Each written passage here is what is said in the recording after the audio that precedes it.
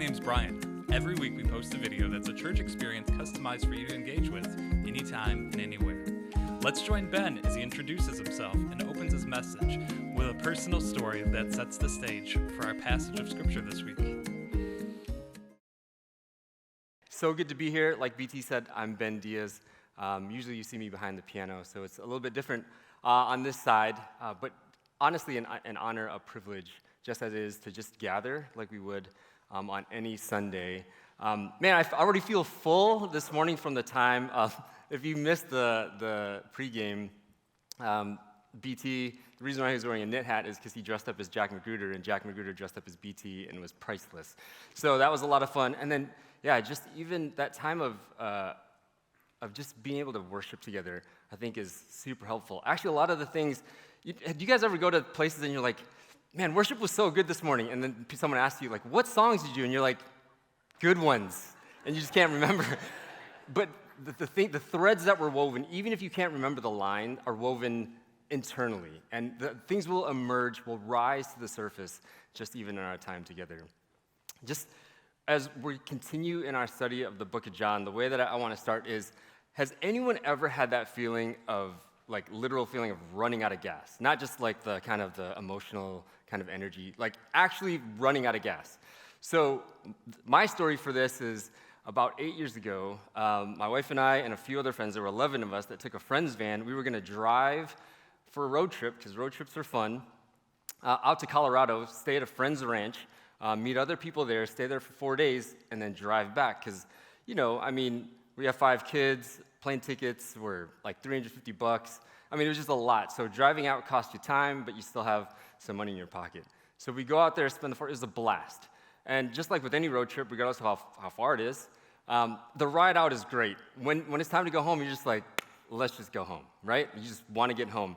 So I took the first shift, and we drove from, it's called Hot Sulphur Springs. You have to drive down the mountains, and then 8 hours later, my first shift was 8 hours. And just because, like, you're making good time, right? You just want to make good time.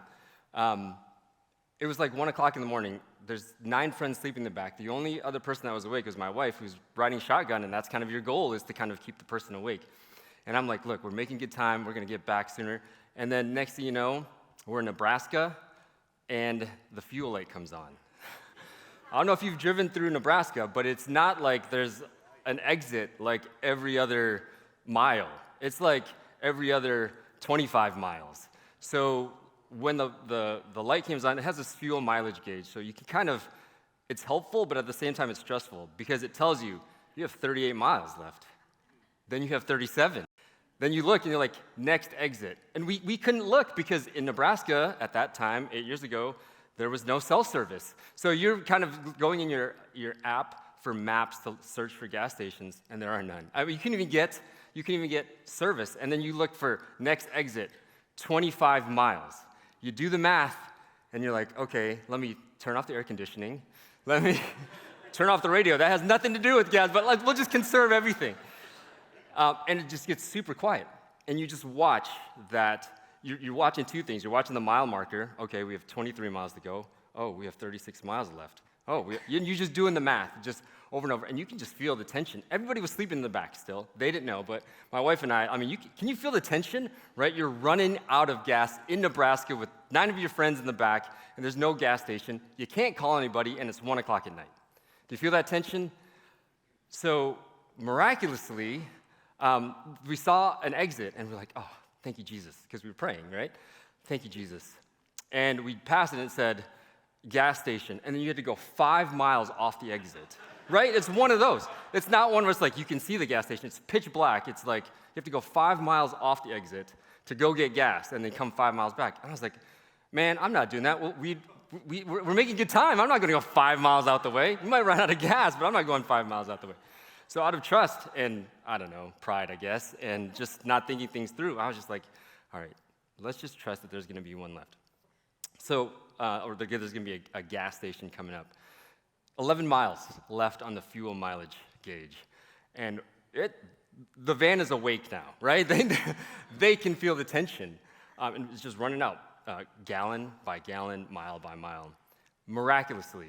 And I mean, I don't even know, right? Kim, I don't even know, like, All of a sudden, there was like an exit with a Shell gas station. We pull in, and there's like 7 miles left on this Ford F-150 or whatever that van, with that big 12-passenger van. Somehow, it pulled in with 7 miles to go. And there was just relief and celebration over just getting gas, and we can make it home. And I didn't learn from that, because on the next shift, I was like, yeah, just let the fuel light come on. Yeah, we'll be out in Nebraska. We'll be fine. Has anything like that ever happened to you? Have you ever felt the tension of nearly running out of gas or completely running out of gas? In our passage today, we're going to see the tension that took place at a wedding. Take a moment and read John 2, verses 1 through 12. The passage is only 12 verses, and it's part of a larger story in the Bible. As you read, listen with fresh ears. What words would you use to describe Jesus?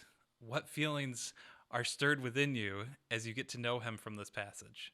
Pause the video and read through John chapter 2, verses 1 through 12. Now, let's go back to Ben and hear the first takeaway from this passage. Here's the first thing that I think is really fun about this passage. The miraculous can happen at any time when you're close to Jesus. The miraculous can happen at any time when you're close to Jesus. So it's good to be near Jesus. Jesus had just, like I was telling you, Jesus had just called his first disciples. This is only the third day, right, that he's kind of hung out with them. On the third day is how this chapter starts. He just hung out with them for 3 days. He's had hung out with his entire life. She's been close to him the entire time. But at any point in time, the miraculous could happen. Mary waited about 30 years. Jesus is about 30 years old right now. His disciples waited about 3 days. The master of the feast, whether he knew it or not, he didn't even know Jesus, and a miracle was happening, whether he knew it or not. So you want to be close to Jesus. Can miracles happen if you're not close to Jesus? Absolutely. Jesus is miraculous. I mean, he was born of a virgin. He beat death by rising from the grave. I mean, that's miraculous. He is miraculous. You'll just miss it. So we want to be close to Jesus so we can see the miraculous happen. Proximity and frequency, that's how you stay close to somebody. Proximity, the closeness, and then the frequency of you do that. Let's talk about Mary, his mom. Who was closer to Jesus than his own mom, right? She was the one that spoke to the angel that said, you will be carrying a son. And she was like, how is this possible?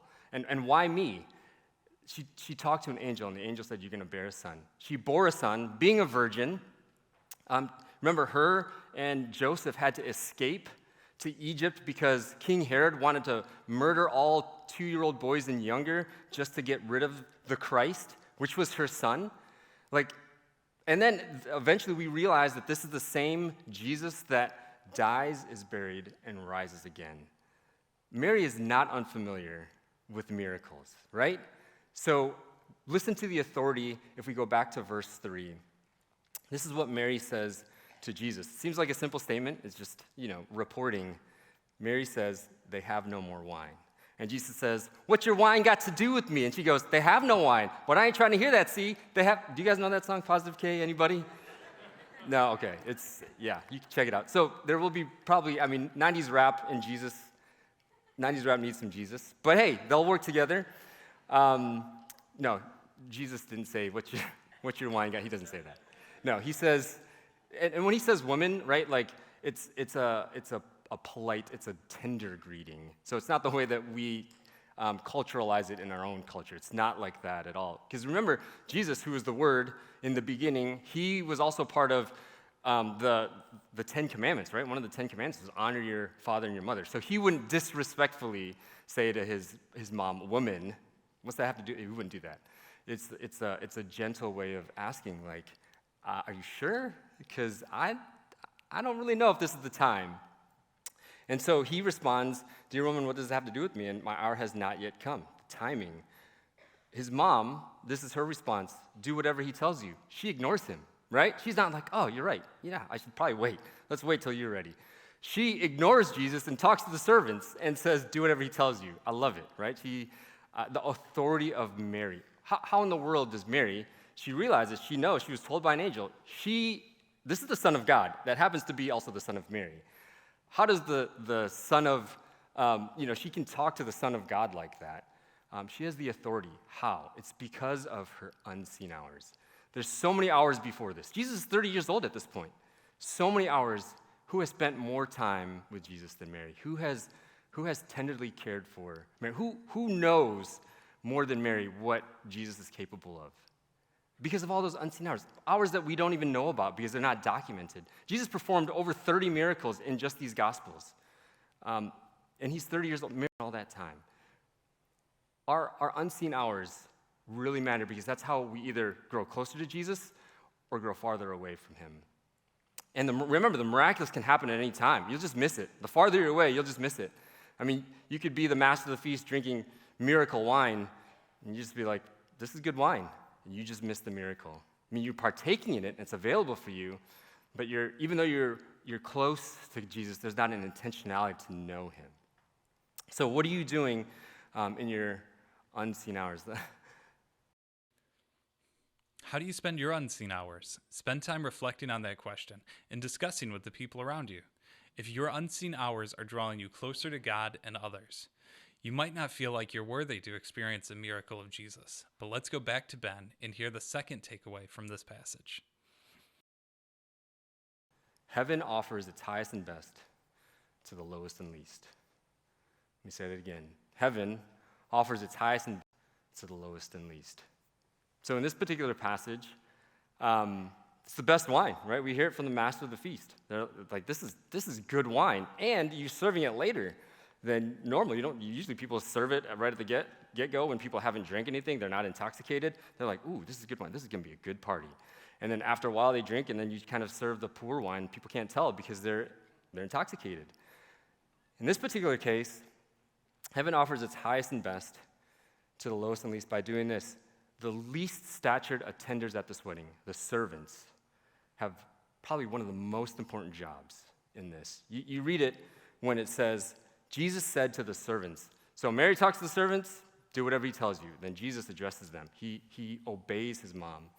And he goes, a simple task, fill the jars with water. He doesn't give any other context. It's just one thing. You might not even know what the next step is. But the next step right now that Jesus is asking is to fill the jars with water. Little did they know, the servants, little did they know they were going to participate in the first miracle. The lowest statured guests get to have one of the biggest, most significant influences on this miracle by filling jars with water. I mean, that's it. Imagine if they didn't, right? I'm like, who's Jesus? What? No, okay, that's not my job, but I mean, I guess. There's something significant. The least person, the servant, is invited to participate with Jesus. He didn't ask the bridegroom. He didn't make a spectacle of it and say, bride and groom, you're running out of wine. Come follow me. And, he didn't do that. He asked the servants to do what they were asked to do. And then he makes the best wine and offers it to the least deserving guests. The least deserving guests, the ones that have already drank their fill, they drank too much. He gives the best wine and offers it to them freely. He offers his highest and best to the lowest and least. Now, this is not the first time that we see later. This is Jesus' first miracle. This actually points to Jesus' greatest miracle.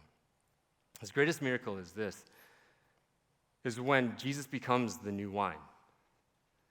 So Jesus offers himself to death, to be a sacrifice for us. And it's his blood, his pure and perfect blood, that is poured out, which becomes the new wine, offers it to us, the lowest and least. It says, while we were still sinners, Jesus died for us. While we were still sinners, the lowest and the least. And if you're thinking like, who's the lowest and least? Goodness, nobody is exempt from the lowest and least. But while we were still sinners, he didn't wait for us, hey, get it together so I can finally pour out my sacrifice to you. He didn't wait. He offers his highest and best to the lowest and least.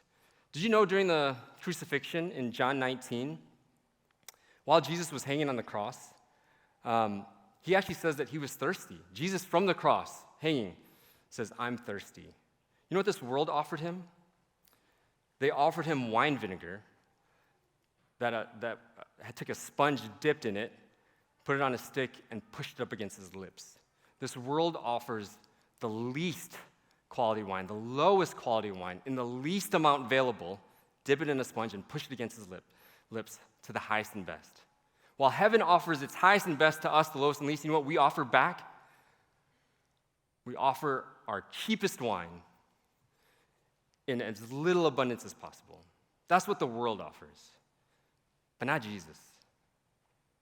He offers his highest and best to the lowest and least. Now, his disciples that believed at the end of this, they grew up knowing some of these Old Testament prophecies of the new wine, right? That the Messiah will have this new wine. There was, if you were here last week in terms of the Lamb of God, there was a sacrifice that had to happen. And in that sacrifice, the disciples would have heard, oh, in this new wine, there must be some connection. I don't know what it is, but this is exciting. I think this might be the Messiah. And there's this new level of belief that was growing in the disciples. And that's really the goal for us, is to have these new levels of belief. Jesus not only offers his highest and best to the lowest and least, he is extravagant in his miracles and gifts to us. Imagine being the bride and groom at the wedding and the tension you would have felt as the wine was running out. Jesus steps in and he doesn't withhold. He extravagantly performed a miracle. 6 water jars, each holding 20 to 30 gallons of water, would come out to be around 768 bottles of wine. That is an extravagant miracle. We still have tension, though, within this story. Let's go back to Ben and hear how we hold the tension and wait well. Hold the tension. So, see that piano over there? See that bass, those drums, the guitar back there? All these musical instruments back here, right? There's tension in every single one of them. And the tension is necessary. In this piano, there's 88 keys. There's over 200 strings that are there, and there's a ton of tension in it. I don't know if you guys ever seen a guitar string break when somebody's playing. If you saw a piano string break, it is violent. There's a ton of tension.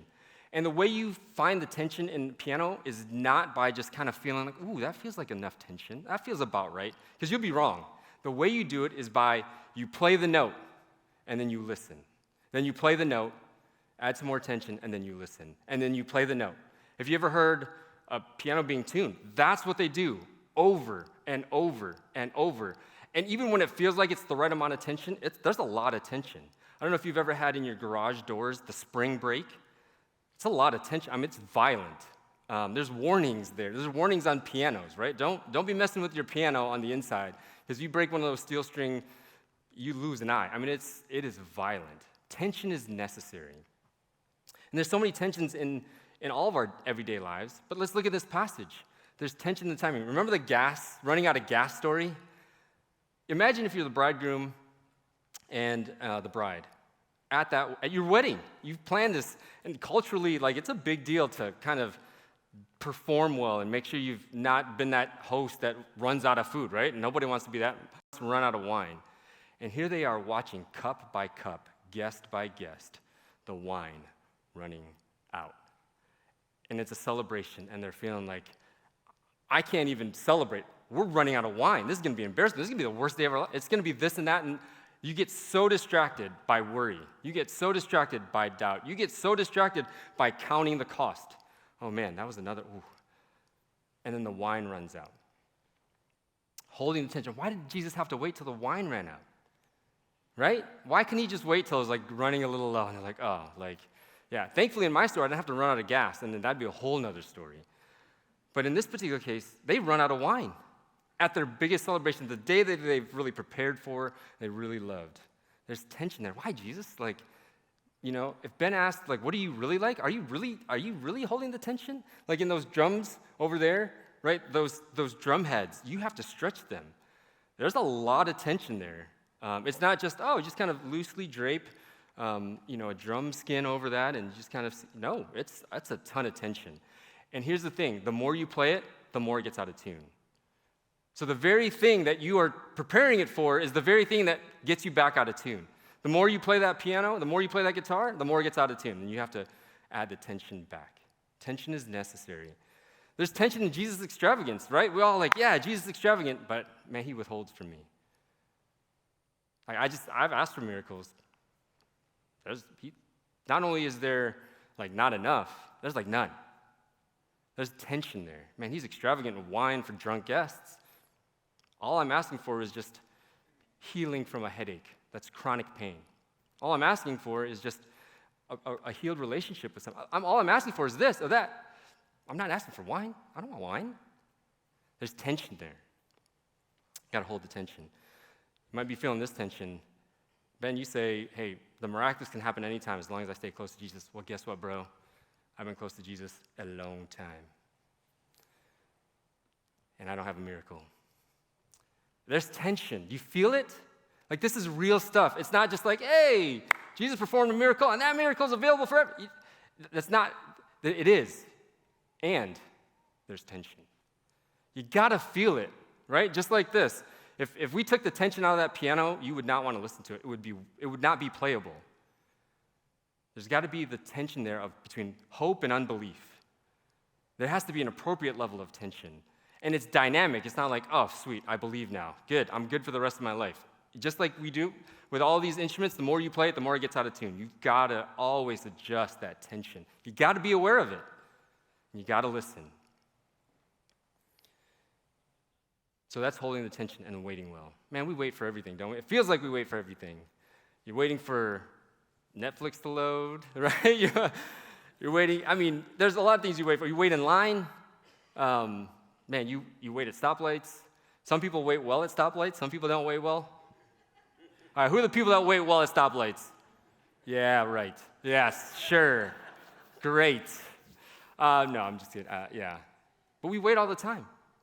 And oftentimes you don't even have a choice whether you wait or not. But you do have a choice whether you wait well or not. And that's the difference. So here's what we're going to do right now, is we're going to practice waiting well. So this is not one where it's like, oh, cool, service is done. Ben was quick. Awesome. We're not done yet. We're actually going to practice waiting well. And the way we're going to do it is we're going to do it in a way that I do it because, I can only teach from the places that I'm familiar with, right? Like the roads that I'm familiar with. I couldn't teach you about places I've never been. But this is a place I'm familiar with. And it's going to be it's going to be through a time of worship.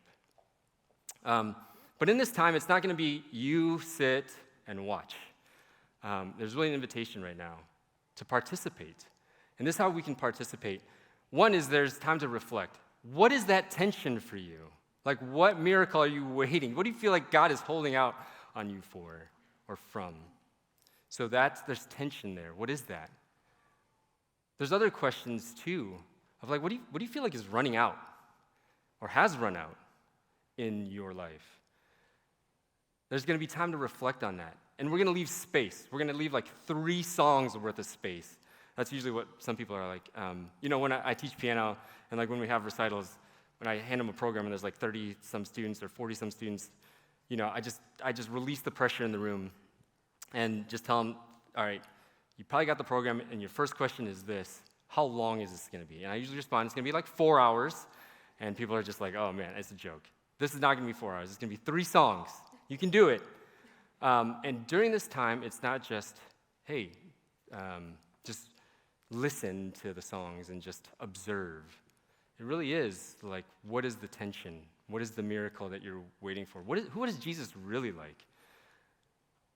So here are the 4 things about waiting well, right? We're all going to have to wait, but we all can choose how we wait. Your posture matters. I enjoy basketball. I'm sure many of you enjoy basketball too. There's this posture in basketball called the triple threat position where you can have the ball. Once you have the ball, you have 3 options. You can either shoot, pass, or dribble. And you think about it in that order, right? So your posture matters, the way you hold that ball. Because if you hold the ball like this, and you have somebody guarding you, you know what they're going to do. What are they going to do? They're going to take the ball. Yeah, they're going to steal the ball from you, right? Because we have an enemy that all his job is to do is to seek you out, rob you, steal from you, destroy you, and even kill you. Yeah, like that's what it says. I'm not exaggerating. I'm not being extravagant in my word. It's for real. So if you have the ball, you don't want to get it stolen from you. So your posture matters. And one of the best ways to adjust your posture is to trust that his ways are better than your ways. You've already heard me say this. When you wait well, your unseen hours matter. You have 160 hours in a week. Most of those, nobody sees. Nobody sees, but it shows up, doesn't it? It shows up in when other people see you. The way you prepare really impacts the seen hours of your life. So this is going to be kind of those unseen moments. Your posture will matter. How you step into these 3 songs will also matter, right? If you're just like, all right. And there's no shame in that. That's just a calling of attention for each of us. These are the moments. These ordinary moments will make up your extraordinary life, right? The extraordinary just doesn't happen. You don't just flip a switch and say, you know what? Let's do the extraordinary today. It's in the ordinary that actually reveals the extraordinary that's within you. So develop in these ordinary hours.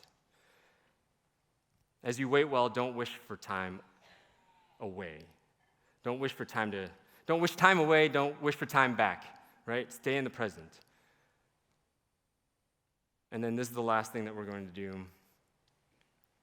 We're going to worship in that wait. So as we wait, we're going to spend some time through worship. I'm going to invite Andrea to kind of set up this time a little bit of our worship time. Yeah.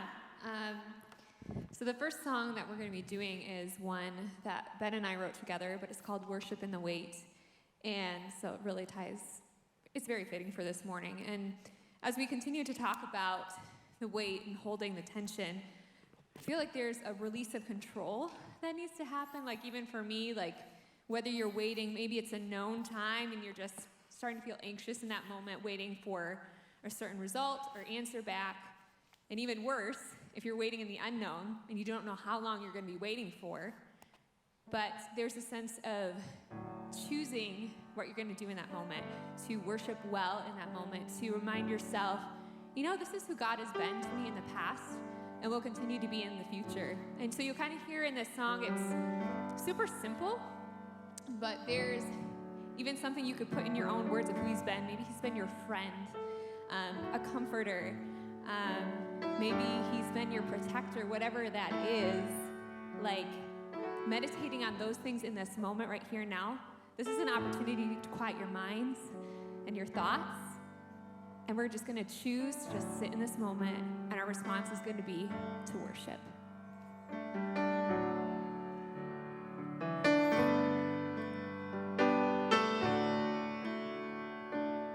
Lord, I will worship in the wait, knowing that you will keep me safe. No matter what may come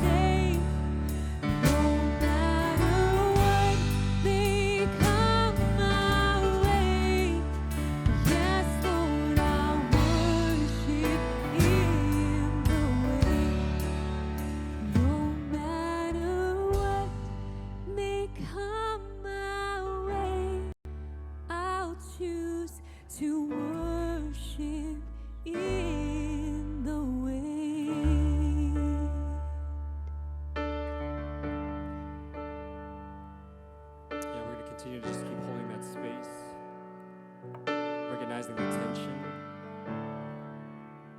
of hope and unbelief. We're going to sing a song called New Wine, and it talks about Jesus being the new wine, but it's coming out of us. And what that means is the Holy Spirit lives within us because of what Jesus did. And instead of trying to save leftover miracle wine, there are new mercies available even now, every day.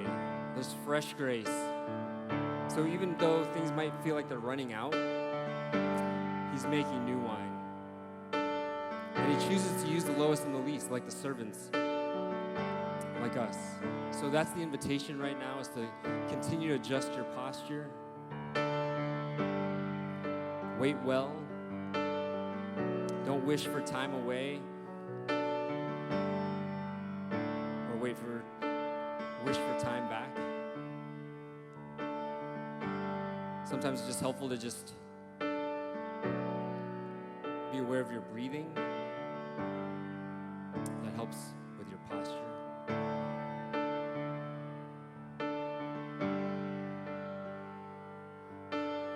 So let's worship together in the wait.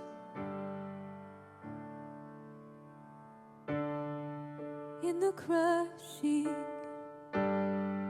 in the pressing, you are making new wine. In the soil I now surrender, you are breaking new ground. So I yield to you into your careful hand. When I trust you, I don't need to understand. So make me your vessel. Make me an offering. Make me whatever you want me to be.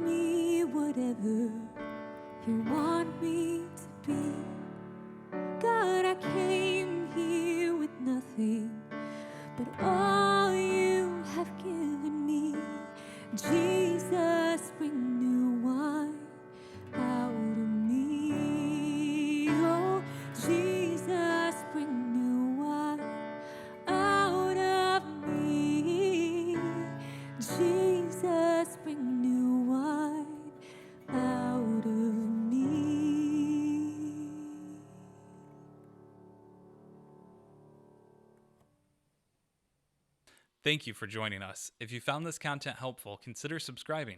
Check out the description for additional ways you can engage with us throughout the week. Every week, we post a video that is customized for you to engage with anytime and anywhere.